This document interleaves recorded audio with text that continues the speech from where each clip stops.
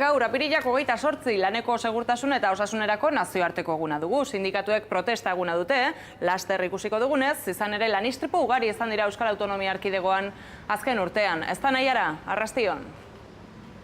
Hala da, Sara, arratsaldeon, 27.000 lan-istripu kontatu behar izan genituen iaz, Euskal Autonomia Erkidegoan barkatu, eta aurtengo azkena, hemen atzekaldean daukadan eraikin honetan guztira hildako bat eta 2 zauritu. Eta zuk aurreratu duzun bezala, Sara, gaurkoan sindikatuek protesta egin dute.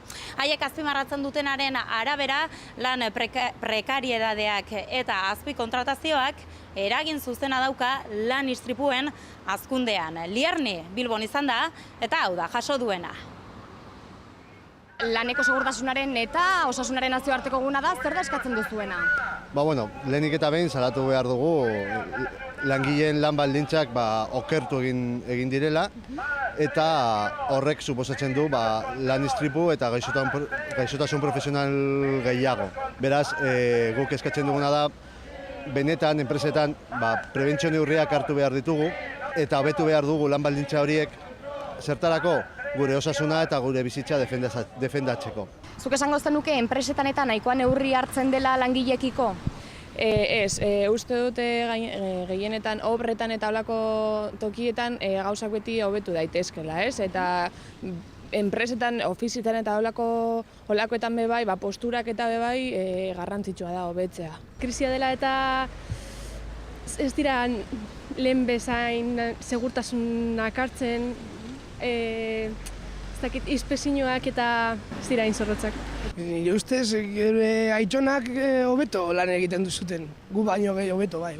Eta segurtasun gutxien, ez dakit ze sektoretan edo ikusten duzun? Horretan, konstituzioan, hostelerietan, kamareruek ez dakate segururik, zeren eta kontratatzen dute hilabete baterako, edo 2 hilabeterako, aste baterako. Lagun batek lan egiten du sektore horretan eta dakidanez Euskal Herrian nahiko segurtasun badago lanetan eta guztietan bai, ez dut baietz. Esango zenuke egoera azken urtetan larriagotu egin dela, okerrera egin duela? Askotan ematen du ezetz, lan istripuen kopurua jaitsi egin direlako, baina oso simplea da, arrazonamendua.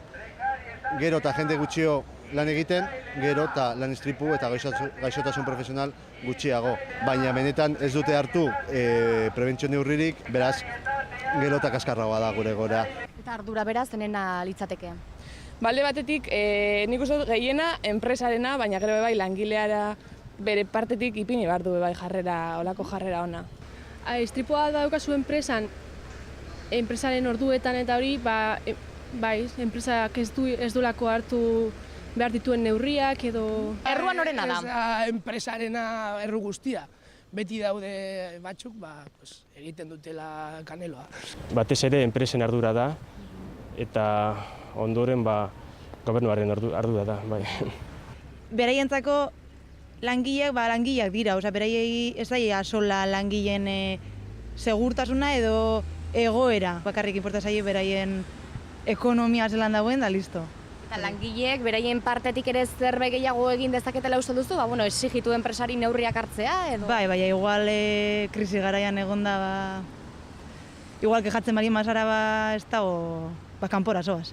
Bilbon bakarrik ez hainbat lekutan egin dira gaur mobilizazioak laneko segurtasunaren eta osasunaren nazioarteko egunean. Bilbotik Lierni Agirrezabala, Euskal Herria zuzenean. 27.000 lan istripu egia esan ahozabal ikusten gaituzten datuak dira nahiara, zer egin behar dugu zifra horiek murrizteko?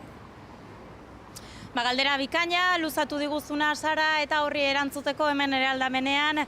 Nestor Agirre daukagu, arratsaldeon, zu segur lan, enpresako zuzendaria Sara, eta datu esanguratsuak entzun ditugunak. Zer egin dezakegu, Nestor, datu horiek murrizteko edo behintzat aurten ez zerrepikatzeko?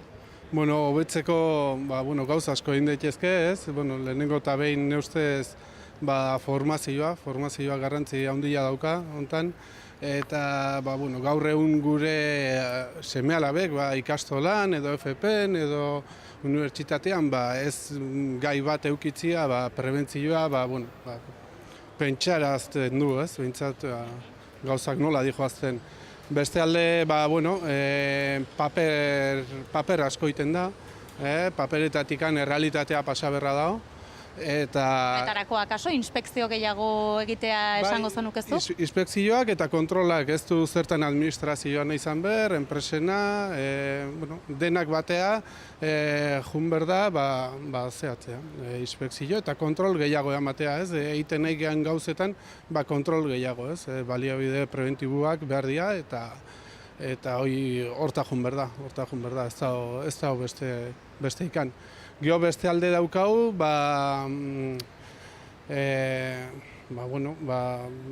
ez da nola esan... Nestor, dena den, Euskal Autonomia Erkidegoak Euskadik dauka lan-istripuei dagokionez bajak gehien. Zergatik? Hor Espaini mailan azken finean ostalaritzara eta beste lan batzutara asko dedikatzen dira eta hemen industriak bere garrantzia dauka. Eta konstrukzioak hemen zehoz egiten da ere, ez? Eta alde hortatik ne ustez garrantzi, azkenean arrisku gehiago da, arrisku gehiago daukagu beraz. Hoi da. Bale, Nestor, eskerrik asko gurean izateagatik eta espero dezagun aurtengoan behintzatiazko datu horiek ez errepikatzea, Sara.